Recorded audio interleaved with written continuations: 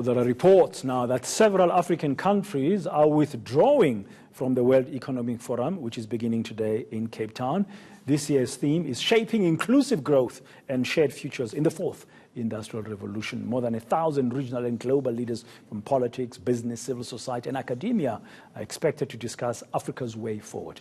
ENC's Aisha Jacobs is there. Aisha, a very good morning to you. Well, coming towards 9 o'clock, we had reports that 3 African presidents from Rwanda, DRC, and Malawi are not coming to the WEF. I don't know if you've been able to confirm any of those reports and the fact that there might be more leaders who don't want to attend WEF now.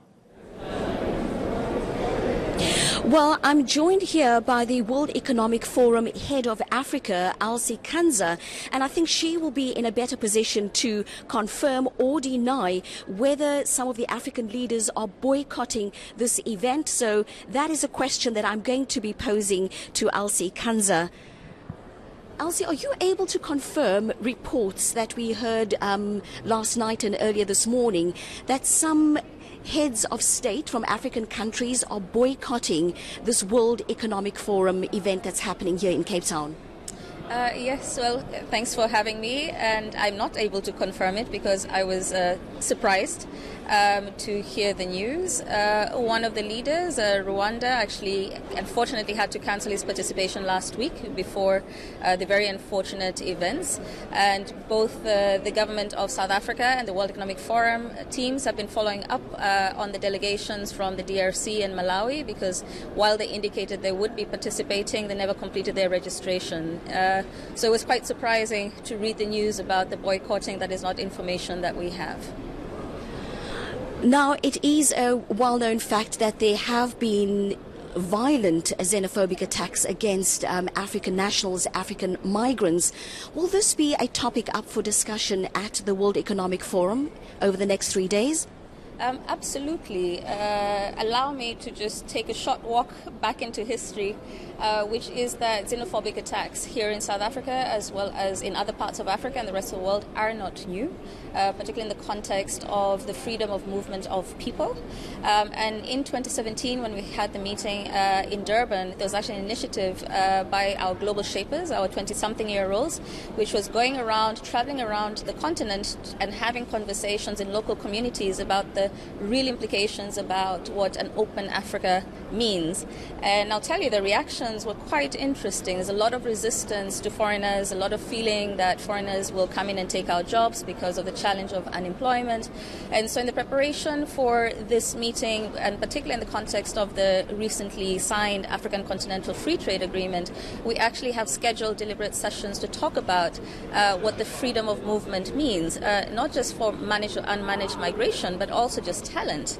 And the second aspect, which is violence, allow me also to talk about gender-based violence, which is also something that we already have programmed to discuss. And the most important part is that when we come together, we gather the top leaders from around the continent, around the world, to talk about the real critical challenges confronting the continent, as well as opportunities. And the point of them gathering is that these are complex challenges, but we need to deal with them. We need to address them if we're to enable Africa to actually meet its potential. Now, WEF brings together influential African leaders to talk about investment.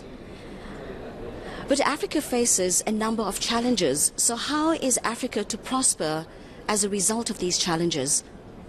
Well, allow me to broaden the concept of investment, because investment is not just in economic issues, but it's also in social issues. Fundamentally, the forum's mission is to improve the state of the world, and in the context of a regional summit, our primary concern is what can we do to improve the state of Africa.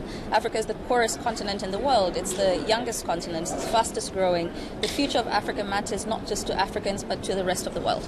So what do? We've been in the business of development for a long time, and one of the critical aspects is partnerships. And so a big part of what we foster when we gather these leaders who are multi-stakeholders, so from government, from business, civil society, we have religious leaders, young leaders, cultural leaders, academia, right, is to say collectively we can come up with different ways of addressing these challenges which can't be dealt with by any single entity. And linked to that is then to say, how can we be held accountable? So it's one thing to talk about things, but then also commit to acting on them, because these are top decision makers. They can do something about it. So part of the energy here is challenging the leaders. It's encouraging them. You're not in this alone. There's other people who can work with you. And also the sense of urgency that we have to move faster. Unfortunately, when one talks about Africa, and we're talking here about growing Africa, when you talk about Africa, you see poverty, unemployment, corruption. How is WEF going to change that perception? Well, you also see hope and energy, and just it's a beautiful continent in many regards.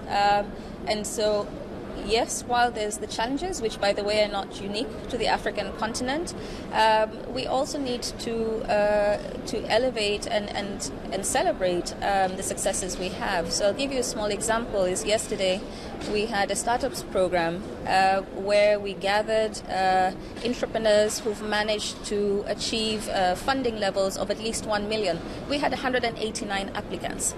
And we just had a small representative group of about 30.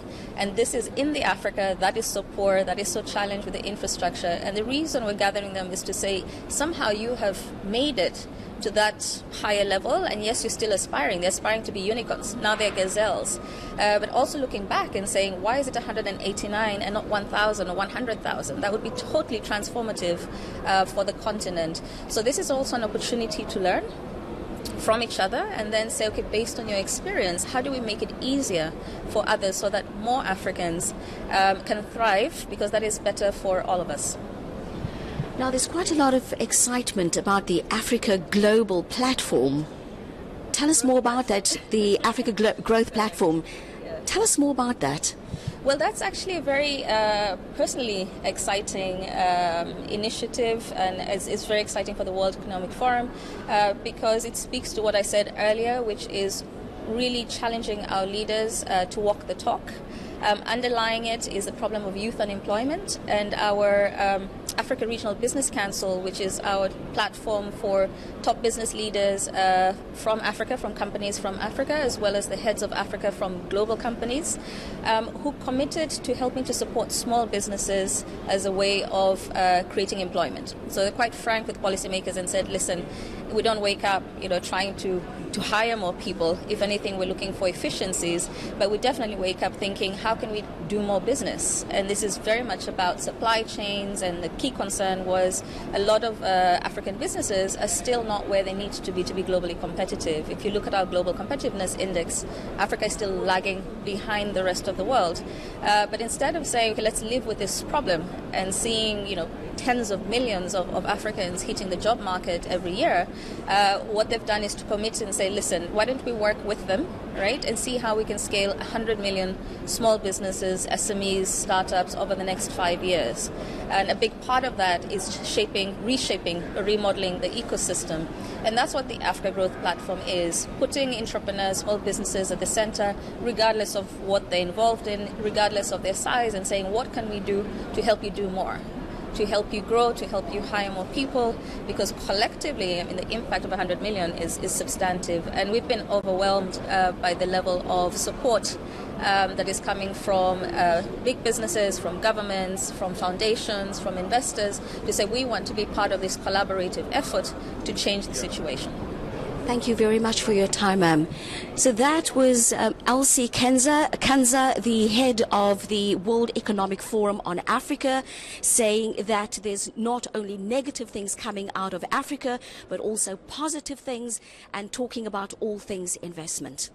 Aisha, thank you very much.